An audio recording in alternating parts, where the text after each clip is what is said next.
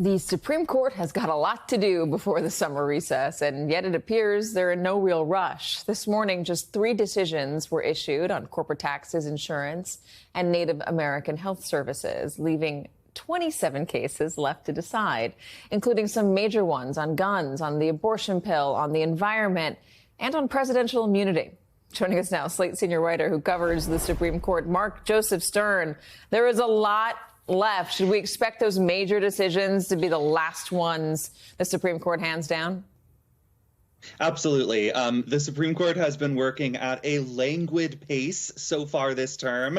We expected at least one blockbuster today. We did not get one. And yet the court has traditionally imposed a deadline for the end of June to release all its opinions. That would be June 28th this year. That's a Friday. It's going to be a Friday from hell because the court still has about 24 major cases to hand down. And as of today, they aren't even planning to give us any more until next Thursday. That means they've got a lot of work left to do, and we have got a lot of blockbusters that will soon be dumped in our laps, one on top of the other. Well, let's talk about them. Let's start with mifepristone. What are we waiting for? We are waiting for a decision on whether the FDA can continue to make mifepristone widely available in blue states where it is legal, or whether the judiciary will force the FDA to dramatically roll back access to mifepristone and make it far more difficult for patients to access medication abortion. What about guns?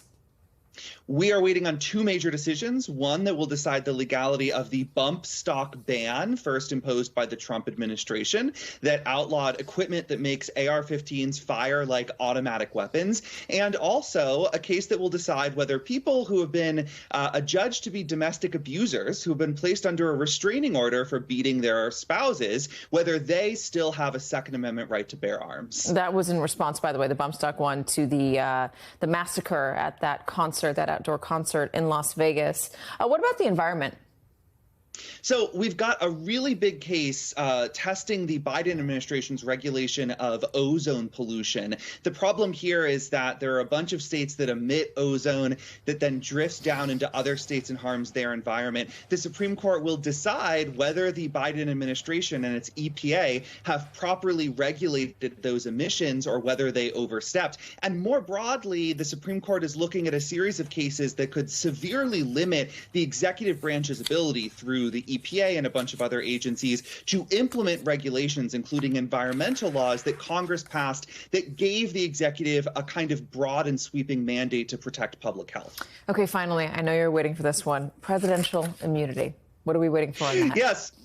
So we are waiting to see whether Donald Trump can at some point be tried for crimes relating to January 6th, or whether he is totally immune from prosecution for all actions that he took while in office. And I'll just add, there's a similar and related case that will decide whether something like 350 January 6th defendants, including Donald Trump, will see charges against them dropped and dismissed because the Supreme Court could decide to narrow a major obstruction statute that has played a central role in the indictment and prosecution of the rioters and Trump himself.